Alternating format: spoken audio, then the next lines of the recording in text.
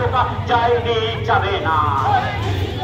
আরে অর্জুন সিং জেনে রাখো, বোম মেরে গুলি মেরে ভয় দেখি আমাদের নেতা প্রাথমিকে রোকা যায়নি, যাবে না। এই বোমগুলির বিরুদ্ধে আমাদের লড়াই চলছে, চলবে। এটাই তো বলি, লড়াই লড়াই লড়াই চাই। এই লড়াই, এই সন্ত্রাসের বিরুদ্ধে লড়াই চাই, এই বোমগুলির বিরুদ্ধে লড়াই চাই, এই খুনের বিরুদ্ধে লড়াই চাই, এই লড়াই লড়াই লড়াই চাই, এই বাংলা ভাষাতে লড়াই।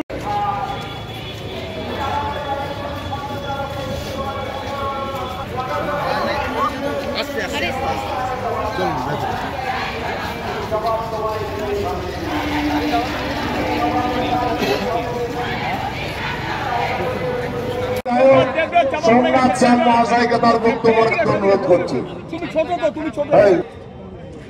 एक साथ बोलना है। আমরা সবাই মিলে, সবাই বলুন, আমরা সবাই মিলে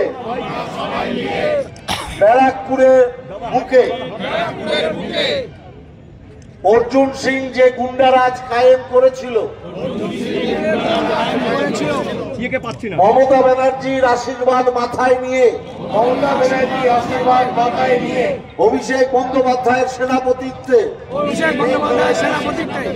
আমরা এই গুন্ডারাজ খতম করব, করব, করব। আমরা ব্যারাকপুরের মানুষের আশীর্বাদ চাই,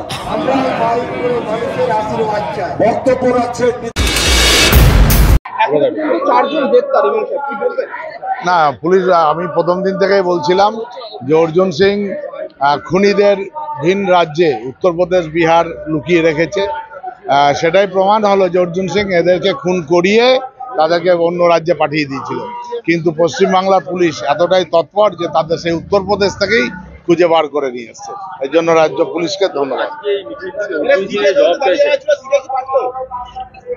অর্জুন সিং যা ইচ্ছা তাই দাবি করুক, ওকে মানুষের পর্যায়ে মনে করি না।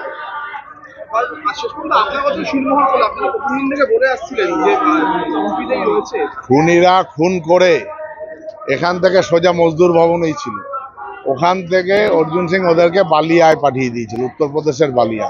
সেখান থেকেই আমাদের বারাকপুর পুলিশ কমিশনারেট তাদেরকে গ্রেপ্তার করেছে এবং এখনো পর্যন্ত কয়েকজন বাকি আছে। আশা করছি দু একদিনের মধ্যে সেটাও হয়ে যাবে।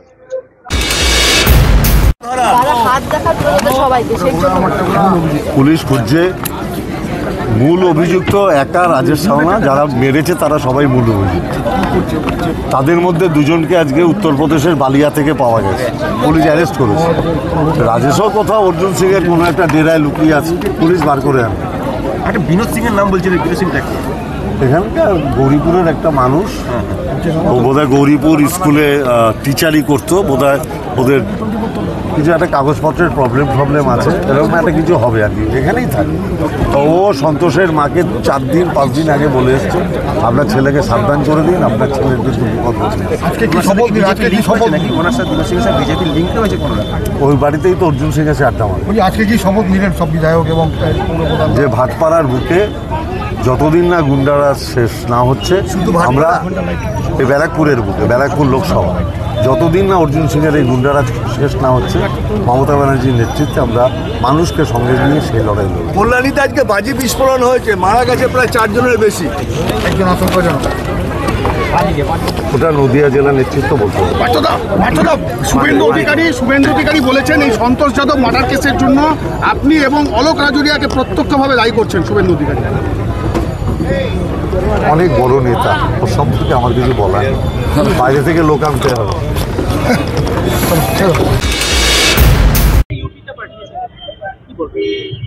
তা কি করবো তাহলে? আমি কি জবাব দেবো? মসজিদ ভবনে লুকিয়ে আছে, তাহলে ওদেরকে অ্যারেস্ট করে ওদের থেকে জিজ্ঞেস করে নি। না, ওরা মসজিদ ভবনে ছিল, তারপর খুন করার পর আপনি ওরা উত্তরপ্রদেশে পাঠিয়ে দিয়েছেন। তাই তাহলে ধরে নিতে পারতো, আমি যদি পাঠিয়ে নিতাম, আমি যদি পাঠালেও ওদের ধরতে পারতো না। এই ঘটনাটাই ঘটেছে পুরোপুরি পার্সোনাল লেভেলে খুন হয়েছে, পার্সোনাল লেভেলে রিভেঞ্জের ব্যাপার আছে। আর যাদেরকে মেরেছে তারা যে নিজের পিস্তল নিয়ে ওদেরকে মারতে গেছিল, পিস্তলটা কেড়ে নিয়ে ওকে মেরেছে, মারধর করে পিটিয়ে মেরে দিয়েছে। এটা কি ভাগাভাগির জন্য এই ধরনের ঘটনা? টোটালটা ও তো মদের ঠেক চালায়, তৃণমূলের অবস্থা কত খারাপ, একটা মদের ঠেক চালাবার লোক মারা গেছে, ওকে বলছে দলের লোক আছে, আর যারা মেরেছে তারাও ক্রিমিনাল, আর যারা মরেছে সেও ক্রিমিনাল। আজকে তার জন্য অর্জুন সিংকে জবাব দিতে হয়, তাহলে মমতা ব্যানার্জিকে পদত্যাগ করা উচিত।